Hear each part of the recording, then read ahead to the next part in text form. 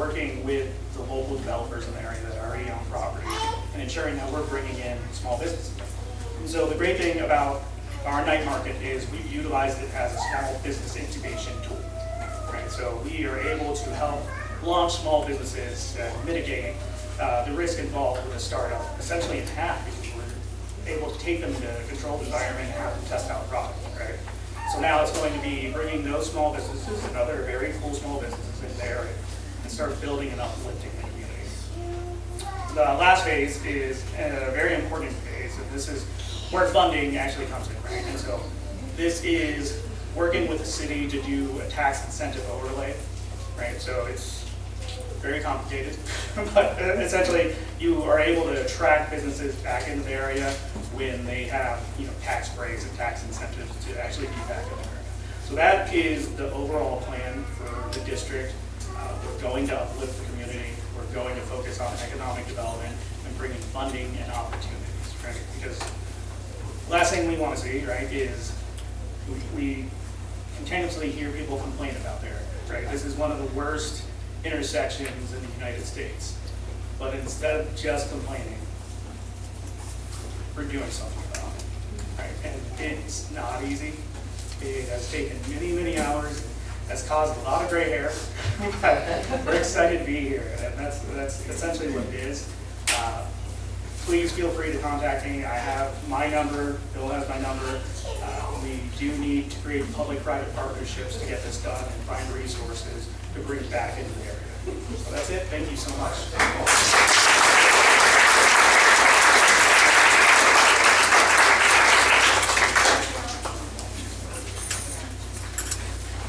Hey Vic, just a closing note, share any information you want with me. We'll get into the newsletter out to the community, and that way we can build on this and get some momentum. All right. We're in the home stretch. Let us take some time and recognize and celebrate our Gold Swaro Award Tribute Award winners, Catherine and Minoru Inoshita and Phil Okuma. So I believe Doris Sala.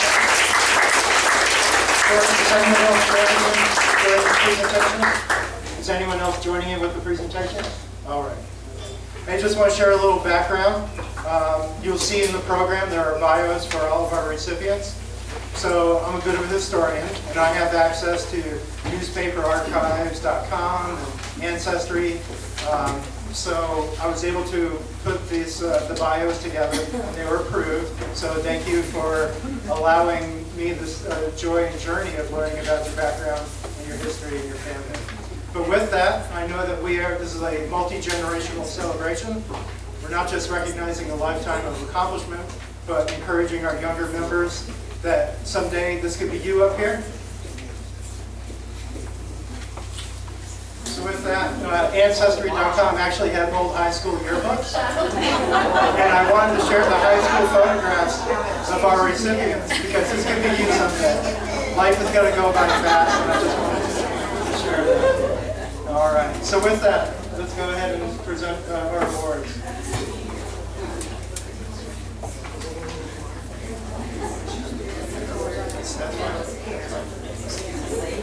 Okay. How would you like to do this?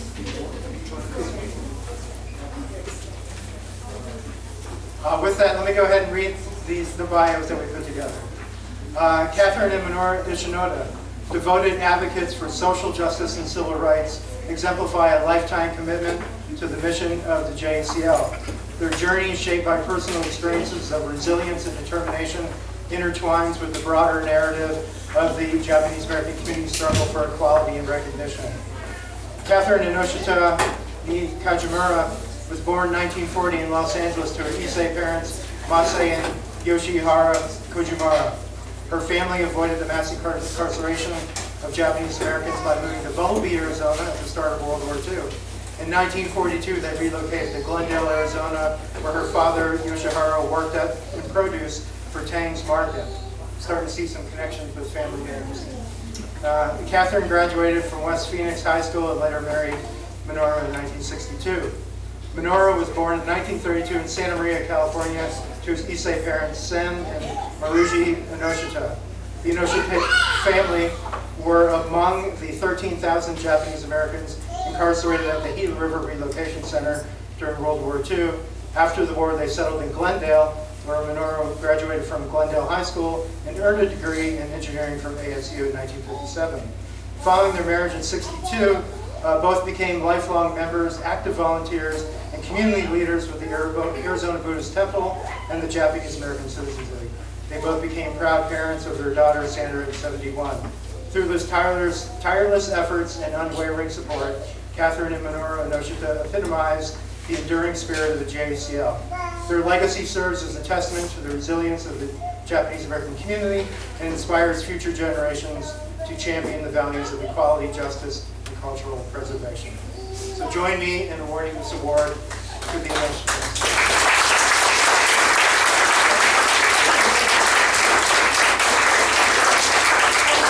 Unfortunately, the plaques have not come in. They were ordered. They were supposed to be in the 17th of May. Sorry, you haven't been mine. That's okay. Let's get a photograph of her. Oh. Don't run out.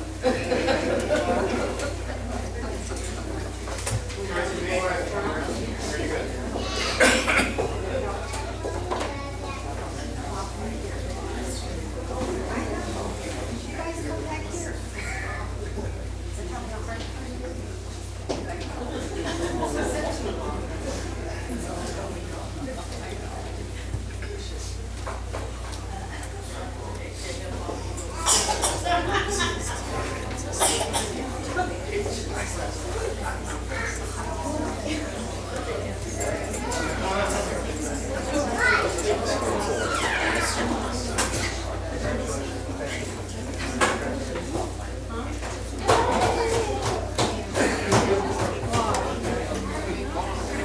On the other side?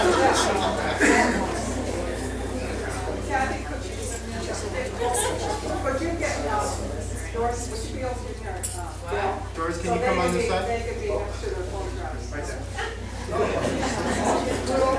Scoot over closer. Trade places. You guys got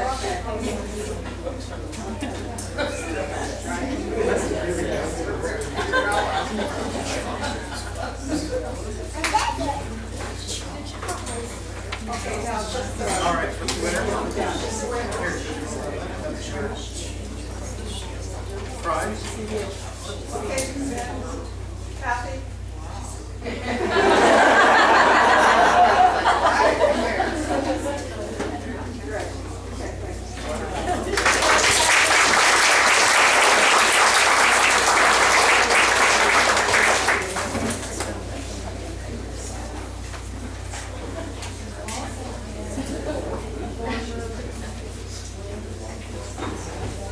Okay, after the next one, the right hand. Okay.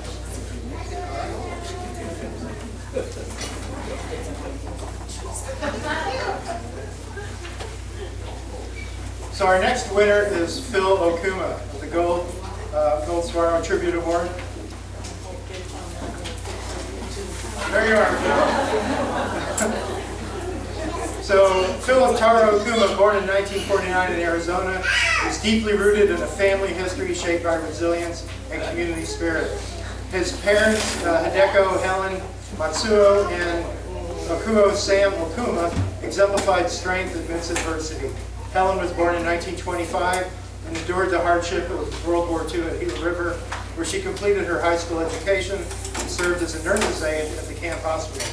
Sam was born in 1917 and earned a degree in mechanical engineering from the University of Arizona.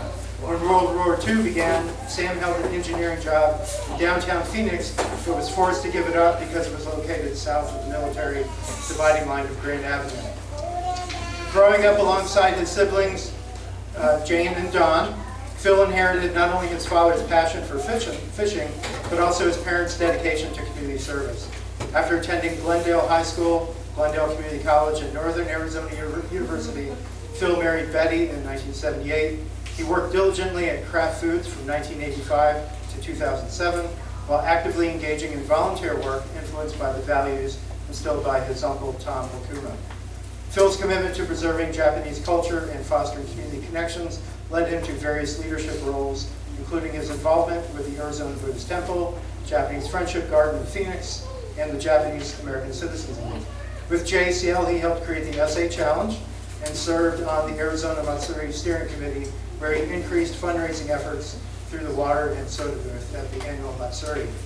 In 2017, he embarked on a transformative journey to Japan, representing the Japanese Friendship Garden during a visit to Himeji. Today, Phil enjoys bonsai, stock option trading, hiking, and travel to destinations such as Japan, Korea, Europe, Peru, Brazil, and the Amazon. He continues to embody the spirit of service and cultural preservation, splitting his time between Scottsdale and Tucson. He finds joy in passing down his family legacy to future generations, including his son Brad, daughter-in-law Ann, and grandchildren Quinn and Red. Through his tireless efforts, Phil enriches the Japanese American community in Arizona and leaves a lasting impact on those around him. So join me in welcoming Phil and congratulations.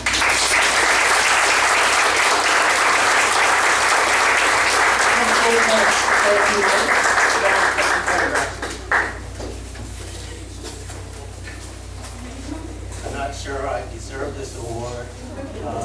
Donna Chung asked me to join the board. First question was, do you do background checks? I grew up in Glendale, and I lived, Okuma Farm was half a mile down on Maryland Avenue. My Uncle Tom, he had a siding nursery, which is 2 blocks down on Glendale Avenue.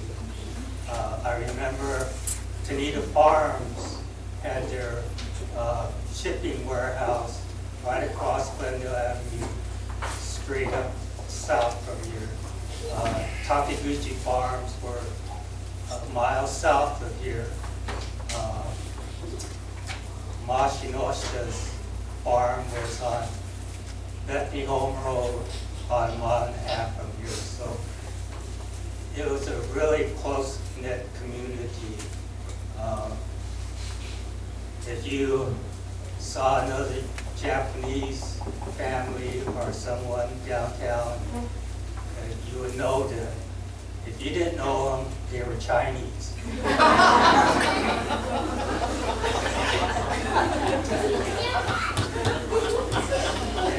It was really close-knit family, and everybody knew each other. And I used to collect like baseball cards, and my friend Harold Kitchen said he went down to Goodwill to get trading cards, baseball cards, and so I asked my mom, can you take me down to Goodwill? And she says, no way. What if somebody sees us there? About 15 years later, I had moved away, but I came back home. I asked her, where are those baseball cards? She said, I took them down to Goodwill.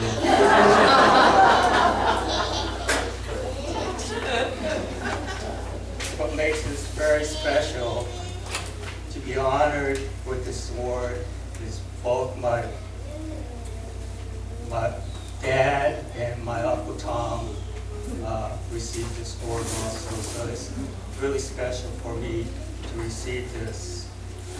I was always amazed by my uncle's dedication to the Arizona Buddhist Temple, the garden, the Phoenix Japanese Friendship Garden. He was knowing the plants, and as far as garden architecture, he was one of the persons that really helped the architect from Japan to do the Japanese Friendship Garden. And also he was involved with the JACL. one of the things he did with the JCL, my Uncle Tom designed and installed the commemorative garden at Peoria High School, which honored the school for taking in Japanese Americans, students who are displaced from the Glendale High because during World War II it was south of Glendale Grand Avenue. My dad also was amazing. He had so much energy. Even though he had his engineering office job, he always found time to maintain and repair the plumbing, air conditioning, and electrical at the Arizona Buddhist Temple and also the JCL Hall. He was also on the committee, one of the first ones to start the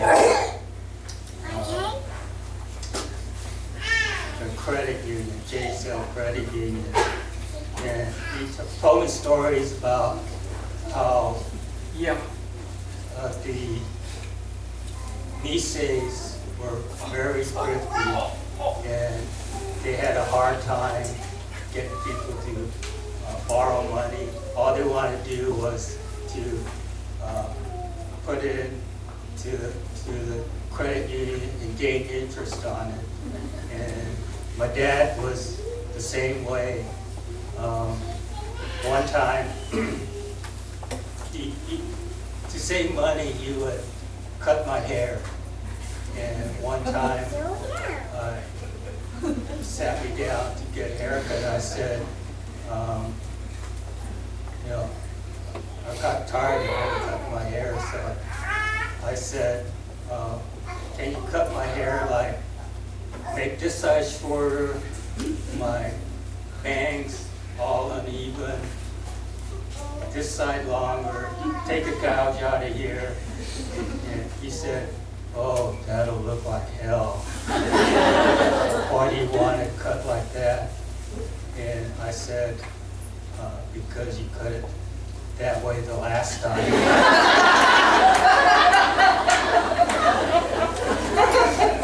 That was a mistake. I looked in the mirror and it was worse than what I told him.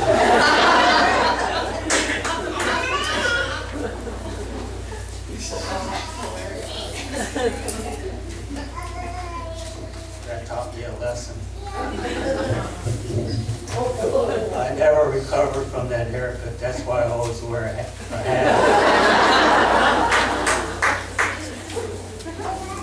I have a photograph taken in 1952 with my dad, Matt Tanita, Tom Ikeda, Tom Quadamoto, Senator Ernest McFarland of Arizona, and Mike Masaoka, the Washington, D.C. representative for the JCL. They were there to work on trying to get passage of the McCarran-Walters Act of 1952.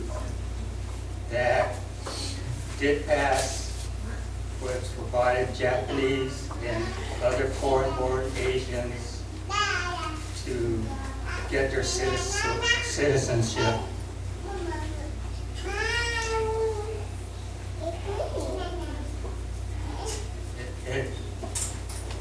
It provided my grandparents on my mom's side to get their citizenship. Also, it provided my wife's dad to get citizenship.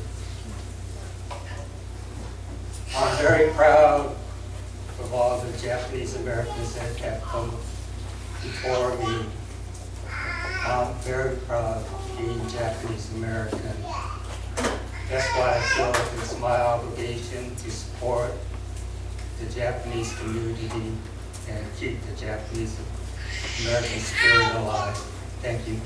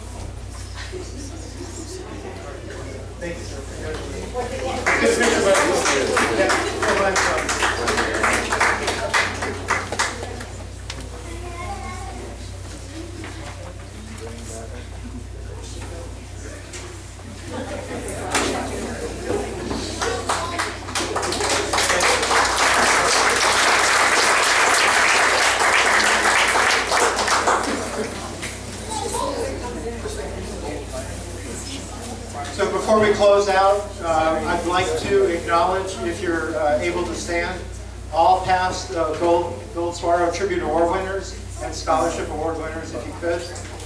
Rise and we'll give you a round of applause as well.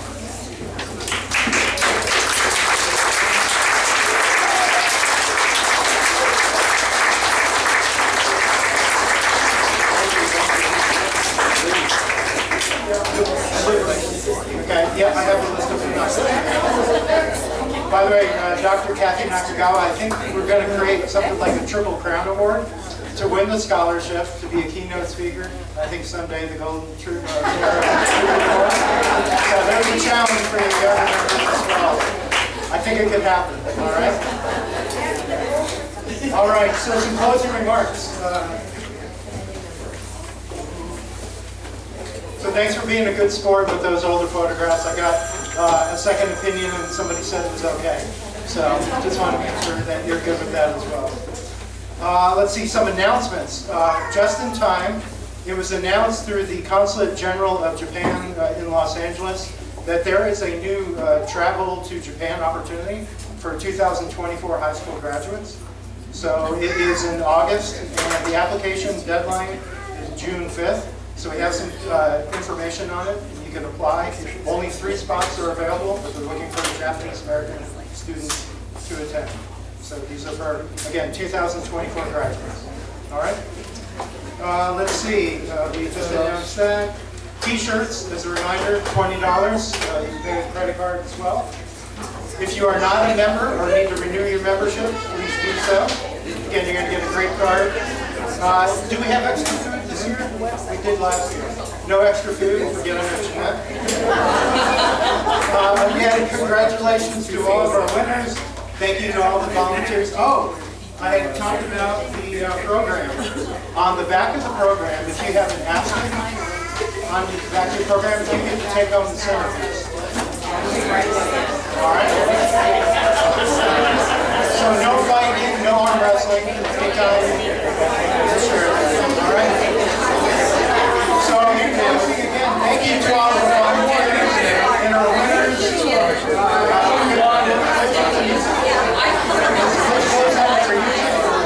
And then the manager's one from Reverend Tang.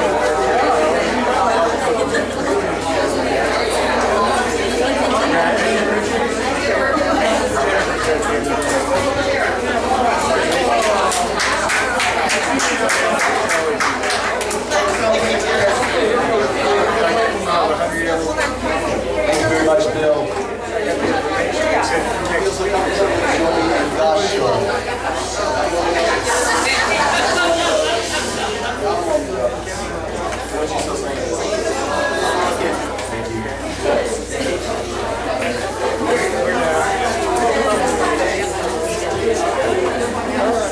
I'm told that our honorees today also get a centerpiece, scholarship, Gold Sparrow Tribute Award winners, and the essay.